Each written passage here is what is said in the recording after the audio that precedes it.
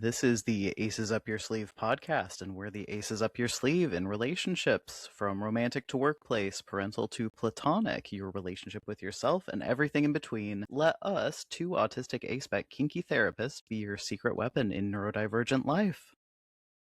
This is your disclaimer. This is not therapy or therapeutic advice, and we are not on the clock. This is for entertainment purposes only. This is not a replacement for therapy. What you'll hear are our thoughts on different topics, what we might do in the situation, and how we've supported others through similar things.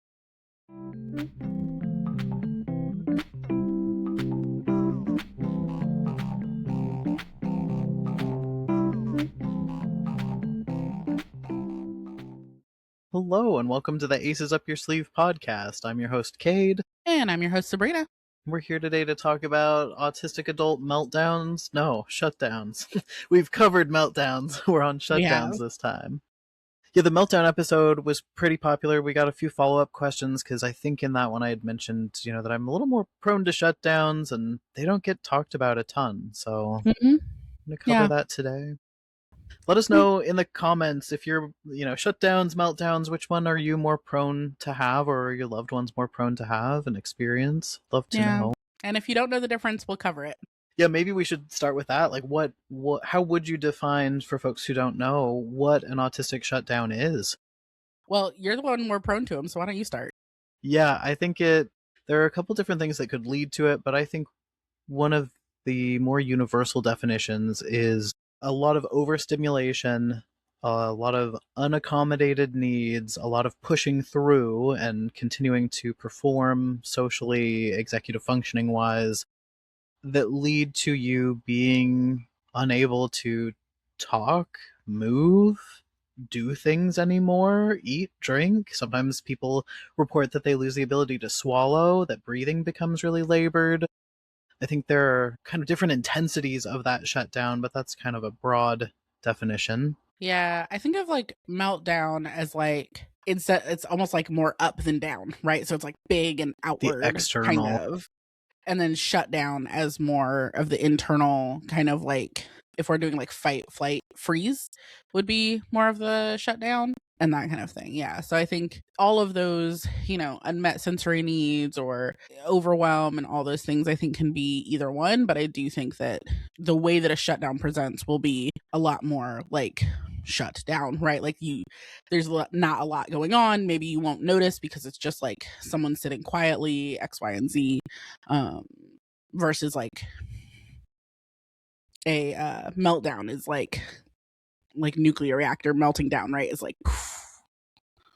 I think that's part of why they get discussed more often too, is because people see and notice it more. A shutdown can look like someone who's isolating or needs more alone time or is stonewalling or something like that. And the meltdowns usually impact other people a lot, so people are more prone to talk about it and try to troubleshoot. Yeah, I think so too. So our first question for today is from a listener. It says, I was clinically diagnosed this year before my 51st birthday with Autism Spectrum Disorder Level 1. Long story short, I grew up in an abusive household and was taught at a young age to hold every emotion inside lest I upset someone. How do I know if I'm having a shutdown or if it's my trained reaction to conflict? What can I do to reduce these moments? Mental health therapy is not accessible to me where I live with my income unless I turn to a platform that seems to churn out therapy to the masses, and I don't feel great to do that. Thank you both for your thoughts. God, churn out therapy to the masses.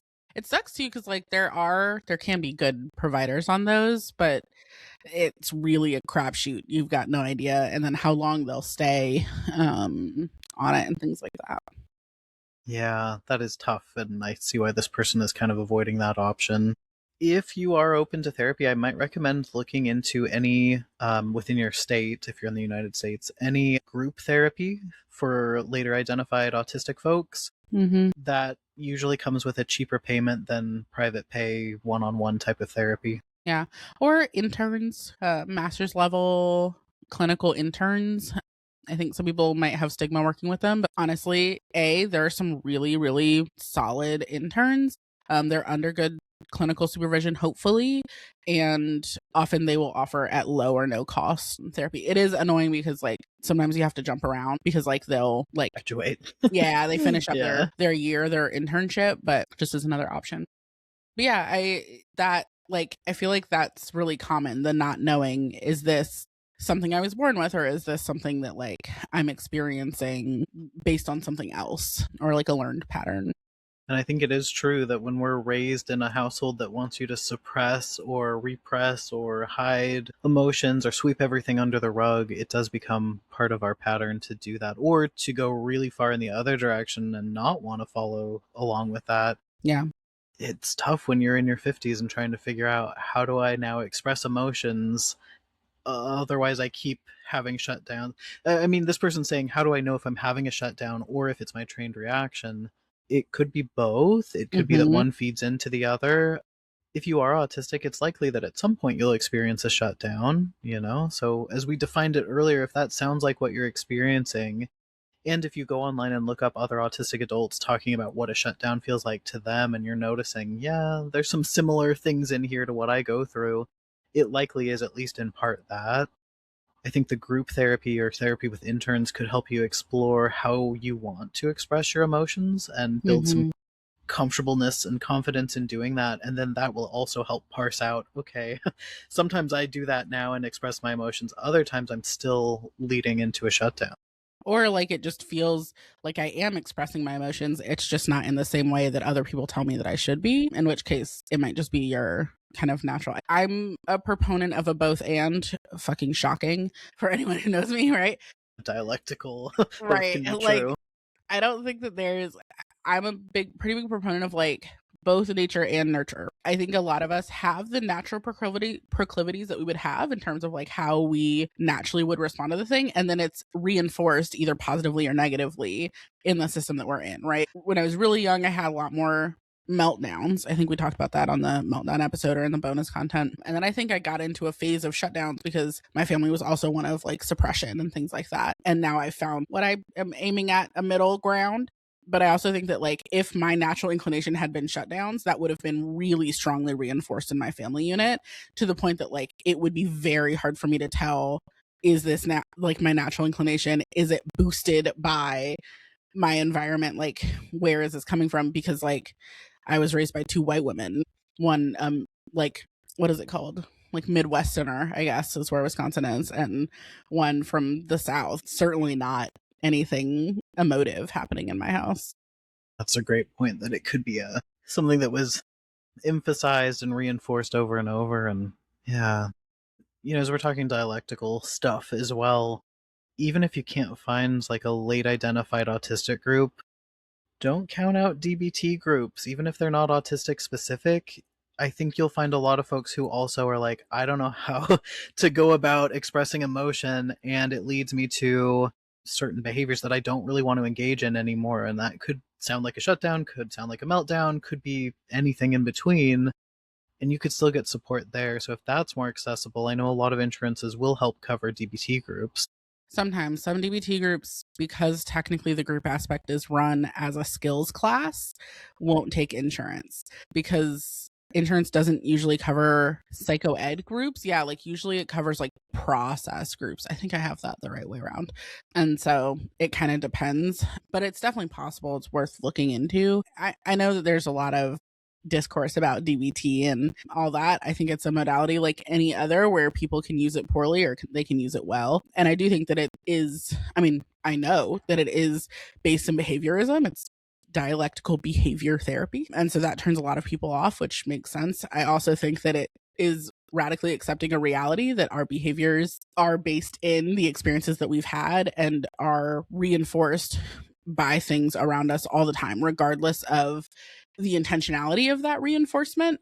I could do a whole podcast just on that. I do think that it's worthwhile to look into, okay, the people who have emotions that they express in ways that either hurt relationships or are not how they want it to be or any other type of thing. What are they doing to support themselves, and maybe trying to see if you can use those things as well. Absolutely. Yeah, if you've got somebody who's leading the group who can really center on the autonomy of here are some skills that if you want to be the most effective in communicating your emotions to someone and your needs, but you don't always have to phrase it this way, and it's up to you how far you want to lean into certain parts of it. That is pretty helpful for autistic folks and anybody. Outside of just that, they're asking what can I do to reduce these moments. So outside of therapy, if we pretend that that truly is not an option in any form, I think starting to express your emotions will help because then you can start to figure out, okay, is this always tied to not being able to or feeling like I can't express my emotions, or is it maybe more of a shutdown piece? So whether that's through art, through writing, through songs, you singing along with your favorites, whatever's going to get those emotions out of the body, and yeah, I think that could help. Yeah, even sometimes before I'll start expression, I'll start like identification and non-judgment. So like it's gonna be a DBT heavy episode. There's a reason that core mindfulness is what we come back to in DBT over and over. And it's because core mindfulness has our how skill and our what skill, which include like observe and describe. So like we have to actually understand what, like, if I'm like, okay, you need to express your emotion, and you're like, okay, but I don't know what I'm feeling, which is not uncommon with shutdowns. How am I going to express it if I don't know what it is? Right. And so if it's like, yeah, I don't know what I'm feeling, I'm like, okay, well, try listening to sad songs, and you're actually pissed off and you're angry. Sad songs are not gonna like help you to express that feeling and to like sit in it and respect it. And so I'm a big fan of like starting just with identification, which can be hard because like if you've got alexithymia, again, in a household that like really was not about emotions or had a lot of judgment about different emotions. And so sometimes if that's where you're starting from, it can even just be helpful to like deep dive on what emotions are, what they do for you, like what their purpose is, right? So like anger is one of my favorite emotions. Its purpose is to motivate us to create change in our life, right? No change has ever happened in anyone's life or like all this stuff unless there's at least some amount of like if you think of like big social change, right? It always comes with anger, right? That's the light, the fire under your ass, right? To get things going. Now, that's not to say that like people can't be like, "Oh, I want the room to be colder," right? And so I'm going to go and make that happen. Like that fine, right? But anger is The hugely emotional. larger, Yes, yeah, anger is like larger. hugely important in creating like big meaningful lasting change. It also like tells us when we're not being treated how we want to be treated or things like that, right? Grief tells us that we loved someone. Fear tells us that that we're safe or not safe, and like when things are important to us, right? So like anxiety, oh, I have anxiety about a job interview. Okay, that tells me that you probably care about that job interview, right? Like if it was completely neutral to you, you wouldn't really be that nervous about it. You care about it in some form or function, whether it's I like the job or I really want to get out of my current job, right? So that's going to be your like safety piece or like whatever else. That's what fear does. So like actually understanding like what do the different emotions do in general? What are some common experiences of them? Everyone's going to experience emotions a little differently. I know people who are angry criers. I know people who, all these different things, but like, what are some common experiences? So, a lot of people who experience anxiety or worry experience some kind of chest involvement, right? Something's happening. It feels like a balloon in their chest or an elephant sitting on their chest or their chest hurts or is tight or whatever. Okay. Can I ever think of a time that that's ever happened to me? Right. And if not, like, can I try to be a little bit paying attention to like the next time I watch a scary movie? Do I feel anything in my chest? Maybe, maybe not. Right. But you can kind of try to notice, like, okay, this is what the emotion does. These are common experiences and times that they happen. And like the hard part is there's literally DBT worksheets for all of these. And like I sound like a shell for DBT and I'm not. Actually understanding these things and then working on being present enough with yourself in neutral situations to start noticing them before you try to just like, well, yeah, the next time you melt down, try to tell if your chest hurts. The next time you shut down, I'm going to be shut down. I won't be able to tell what's going on around me. That's not going to be the time to check. Definitely not. I like that you start with the step before because I'm pretty alexithymic. I don't know what I'm feeling when I'm feeling it. It takes me sometimes days to be like, oh, actually, that's really messed up of that person. Easier for me to identify if it's messed up towards someone else. When it's Mm. towards me, really tough. So for me, I'd have to listen to the sad song and go, no, let me change to a happy. No, let me change to an angry before Mm, I could start to be like, oh, that's what it is. I need some like external prompts, and the body based stuff also doesn't resonate with me. And yeah, so if you're listening and you're like, well, I don't know, I'll try what Sabrina's saying, and it doesn't go well, you're like, I'm not making connections. That's okay. Many of us happen to be alexithymic, and that's kind of its own little scale of all sorts of different experiences being alexithymic. But whatever it takes to start to figure out what you're feeling, even if it's like, okay, neutral, positive, negative, that's yes, a little bit better, because then you might know what supports you and what feels better to do when you're feeling positive or feeling right. neutral or negative.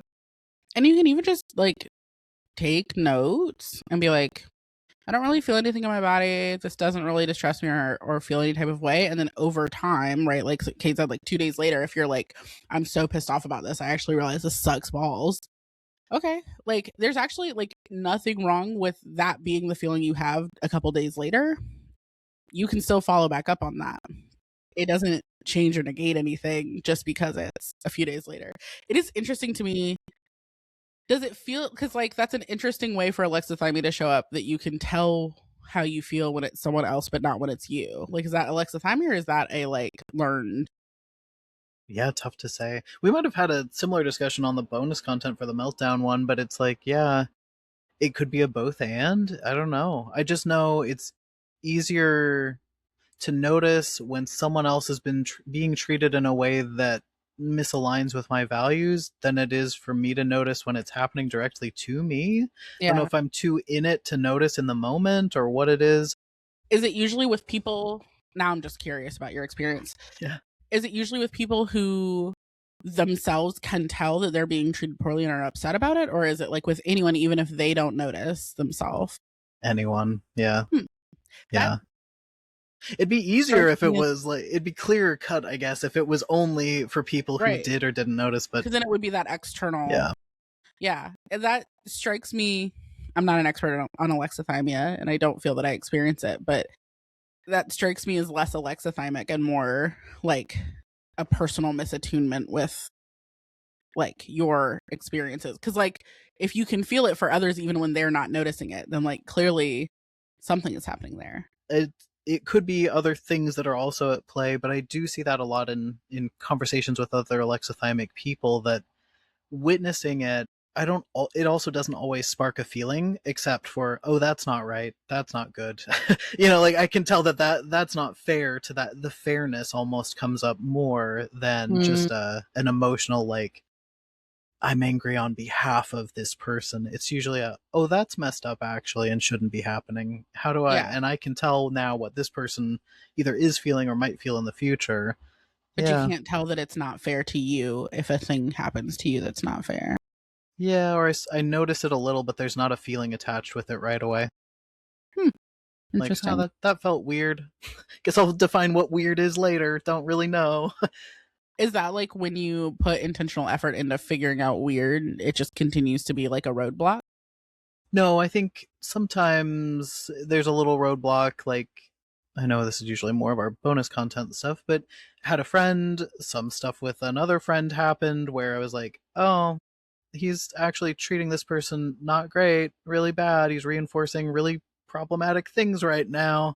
This goes against all my values, and I don't know him to be this way. Let me bring it up and try to reroute and see if he's going to fix this and do some repair. Are Mm-hmm. we not as values aligned as I thought?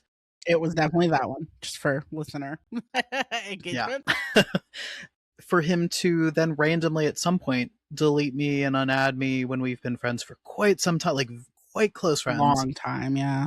felt weird at first. Like, oh, huh, deleted out of See, and nowhere. I Like, was what the? enraged immediately Yeah, for and I you. just can't. Like even with the other part of that I also knew about, like that enraged me less than how much it enraged me that like your whole friendship went down for nothing, essentially. Like that interesting. And so if I don't lean into it and think about it much, which to be fair, logically I know it sucks and it feels weird and uncomfortable to still be in online spaces with that person and some other weird stuff, but I don't know if I'm sad, Mm-hmm. angry. I don't like. I just I don't know. And there's not really a word or a feeling that comes up, and I think that's fine for now. You know? Yeah. Oh no, I definitely think it's fine. I think it's interesting, and I wish that we came and I like back to this question answer a little bit too. Like I think that there's something really important about like non-judgmentalness when it comes to these things, right? Like finding a way to be curious without it being tied to outcome. Right. So, like, there's nothing in me that cares whether you feel things for yourself or not, as long as you're living a life that, like, brings you joy and, like, healthy relationships that serve you and all those things. Right. Because as your friend, that's what I want for you. And I am curious and interested in just the way that your brain works because like that's just interesting to me. And I think that if we can all build that for ourselves, like that's where it lies is being able to ask the question without being like because it's bad if that's the answer and it's good if this is the answer or because like if this is the answer I have to change a bunch of things about my life. I think that tying any answer to any specific outcome is where we start losing the grip Yeah, versus being like, oh, I'm noticing that I don't know. Like, I've heard a couple different ways in which someone might have the same reaction that I am identifying with having. Let me get curious about what that could be. But it doesn't mean that, like, no matter what, this is how I react to things. And I can yeah, accept that. And it's okay. Right. Or if it's burning relationships down, I can still, like, work on it not burning my relationships down, kind of regardless of where it comes from in a way. yeah. Absolutely. And I think it's hard too in our society where there's a lot of shoulds. I think most people, if they knew all of the situation, would go, well, you should feel angry because how dare he throw away 5-ish years of friendship over one tiny thing, not even about you directly? Or, The right? Like, situation. there's, I'm enraged thinking about it. I know, I know. And like, I even feel a little like, shouldn't I be very sad? Yes. Shouldn't I be reaching out? Shouldn't I be And that's saying, the like, judgment, right? yeah, Is like the like, oh, am I because like should means shouldn't that I? like something is better than another. And Except there's it's not, there's not. yeah. And I don't think there's a right or wrong response in most situations like this one. I don't, if someone else was in my shoes, I have no idea what they would do and if it would be right or wrong to do whatever they did. So, Yeah. This was a thing I had to get really comfortable with, like, um my biological mom passed in 2020 and I met her for the first time, like in person, on her deathbed. I was lucky enough that like she was in North Carolina when it happened, so I could still have my therapy appointment that I was scheduled for that week, which I did like from the hotel I was staying at with my siblings. And like so much of that session was just like, there's no right or wrong way to feel what you're feeling. Like even if someone else had been in the exact same situation, which is a weird and rare situation, right? To be meeting your mother as she dies, fucking weird. But like even if that were like a common enough experience for there to be a norm necessarily, that still wouldn't matter because like and this is my biggest thing with shoulds in general is that they literally don't matter. Shoulds as much as everybody was pissed off at me about the what was it? I was like, "Oh, common sense is not real." Everyone was all pissy, right? I'm going to do another one. Shoulds don't matter. They change nothing. It functionally does not matter what you should feel because what you do feel is what you feel, and thinking that you should feel something different is not going to change that. It's just going to make you add like shame on top of all of the other things you're like very validly feeling. or if you're not feeling anything about it and then all you feel is shame because you're like, oh, I should be feeling, that's not helpful. And that's not going to get you more attuned to yourself. It's getting you more attuned to the expectations of others. And that's kind of the opposite. That all often also leads to shutdowns. And we're trying to talk about how do we move out of that space and do that, have less shutdowns. And yeah, if you can get in touch with your emotions and identify them and know what that means to you very deeply and have a great understanding, fantastic. If you can't, that's okay too. There are kind of other ways, Yeah. to process and express things and express yourself. And I think with the shutdown piece, once you start expressing yourself and your emotions a little bit more often, if you're noticing that those shutdowns are still happening or those things that you're like, is this a shutdown? Starting to do a little backwards thinking. What was I doing Mhm. earlier today? Sensory wise, was I getting overwhelmed, overstimulated? Was there something annoying? socially, am I exhausted or not getting enough social stimulation? What's been going on socially? Is there a lot of stressors there? Personally, hygiene tasks, eating, food, water, all the things, like, are you meeting all those needs? If you're finding that some of those areas are off on the days that you're feeling this way, that could be a sign that it is more of a shutdown than an unexpressed emotion. Yeah, my personal thought is that there's not, again, the line between those two things is extremely blurred. And so I do think too that, like, even if you are in shutdown, like, once you can literally like breathe and move your body again, like, you can still do the same things as what you would do if you were like trying to express the emotion, and just do whatever comes naturally. So maybe like some favorites of mine, I have a favorite, God, my IOP kids would quake to hear me talking. We used to do this activity all the time because I love it, right? But it's like a three color feeling check-in, where you pick three colors that represent, or you pick three feelings, you identify three feelings you've had often throughout the week, and then you pick three colors to represent those, and then you draw whatever you want. You do whatever you want with those colors on the page, and you would just skip the identifying the feelings part, right? You would just go into find three colors that most call to you in this moment, or pick three fucking random colors. I don't care. And then do literally anything to the page of paper that you want to, using those three colors or not, or whatever. That, like, sometimes it can help because, like, for me, I am very body focused when my emotions are intense. And so, like, if I pick up the paper and start fucking ripping it to shreds, that tells me something. Even if I'm like, yep, I thought it was blue and purple and serene colors, and actually I'm ripping the sheet of paper, like, that's information. And so I think, like, there's something to be said about, like, you can still do some of those similar types of things. Same thing, like, listen to whatever songs happen to call to you and just sit and listen to them. And that's okay. Like, they don't have to be, it could even just be the same song that you've been listening to any fucking way on repeat, but, like, I do think there's something powerful for me. Again, also, like, talking to people helps me usually figure out my feelings about things. If I'm not out to talk, that's pretty close to me being in shutdown. Is like, if I'm not there to yap, like my friend asked me earlier, like, do you want to talk about it? And I was like, not really. Cool. This thing has me pretty fucked up right now. Right. And, like, once I get through that, talking it through with people that I trust will usually help me gain some insight, if there is insight to be gained. And if you're less of a speaker person, but you still need to process with someone else, there's a lot of great places online where you can do that. If you've got a community of friends online that you trust with that, I think getting a little outside support when it comes to feelings and expression can help, and it can also help reduce shutdowns. One of the biggest things that I work with my clients, whether they're adults or teens or little kids, is coming up with a support plan. And that's not just for when somebody is feeling suicidal, that also can be for when somebody is close to shutdown or close to meltdown. What sort of Mm-hmm. things bring you comfort? What sort of things push you further into the shutdown or the meltdown? What sort of things do you feel like you need easily available? And you could create like a little grab bag of stuff that either you can grab when you're noticing that this is coming on, or that someone can bring to you.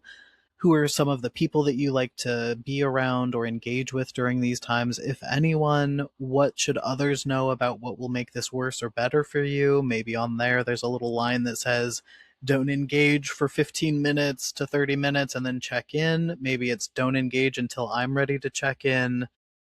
Sometimes we can't reduce the frequency as much as we can figure out better ways to navigate it once we're in it. So the plan should have a mixture of both. Totally agree. I hope that that's helpful for starting to determine, is this emotional outlet related? Is this shutdown related? Is it a mixture? There are a lot of really good guides online for both autistic adults and like their loved ones and acquaintances. So we could link some of those in the show notes if somebody wants a little more of a structured. Mm-hmm. And there's DBT workbooks that you can just buy or check out from the library and get a little notepad or notebook or type in a Word document, and like you can go through and do it yourself if you can't access the support. And DBT does have some, like, weird ableist shit in it, so just ignore the shit that's weird and ableist. Like, part of Dear Man is making eye contact. Gross. You don't have to do that. That's ridiculous. Right? So, like, just remember with anything, you take what's relevant and leave the rest. And maybe we can link to the one by Sunny Jane Weiss, because I have a feeling there's a lot less of that in there. Yes, there is. And I think that there's a lot of good, like, the hard part is, right, like with either shutdown or alexithymia or whatever, there's a lot of like introspection is harder to do.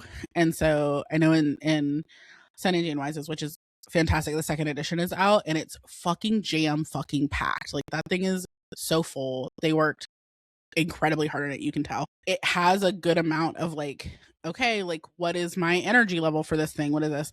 And I think it is okay to just put like, I don't really know. And so there's going to be some trial and error to it, which is actually a thing that I really respect about DBT is like, it doesn't expect you to just know these things about yourself, right? Like a lot of like DBT was made for borderlines, and borderlines are typically raised in situations where their emotions are invalidated in some way. And a lot of us were raised specifically in environments where like we were not taught what our emotions were, like how to notice them, like any part of how to honor them. And so a lot of that work does come from like, hey, you're going to have to trial and error a little bit because like you don't know. Like I didn't know that my anger lived in my arms until I did DBT and like actually worked it some. Makes a lot of sense, yeah. We talked about some of the bonus content here around our own experiences, but we have another listener question from somebody over on our Patreon, parent who's struggling now with shutdowns, even though traditionally they've been having meltdowns, and they kind of want to know, how do I get back to meltdowns instead of shutdowns while raising two young kids and having a marriage? So we'll answer that, might share some more about our personal experiences. If you're not over on the Patreon, tiers start as low as $4, and all of that goes into supporting us and all of the funds that we put out to do the podcast. If you're a therapist and you're listening, we will be having a hybrid live taping of ACEs, so a very special episode focusing more on like fatness, fat liberation, diet culture, questions like that. We've got most of our questions for it, but if you've got an extra question around that topic, now is definitely the time to send it in. And then we also, for the like second half or later 2/3 of the training, will actually be giving a proper training on the fundamentals of fat phobia and healthism for therapists who are working with clients. And that'll be on September 12th from 10 a.m. to 11:30 a.m. Pacific time. We'll have a link in the show notes. It's free for people to sign up. Yeah, thanks for listening. You can expect new episodes weekly on Tuesdays. You can find me over at Cryptid Learns. Sabrina is over at The Radical Insights. This is a new username, so make sure you're following her on the right spots on Facebook or Instagram. You can follow the podcast on Facebook or Instagram at Aces Up Your Sleeve Pod. That way you can interact with us and see when new episodes release. If you've got any questions for us, visit neurokink.org/AUYS and you can send it to us. We're going to jump over to Patreon to record Upping the Ante, which is that bonus content. It's at patreon.com/Aces Up Your Sleeve Podcast, but you can also listen to it wherever you stream once you join the Patreon. See you over there. Hi.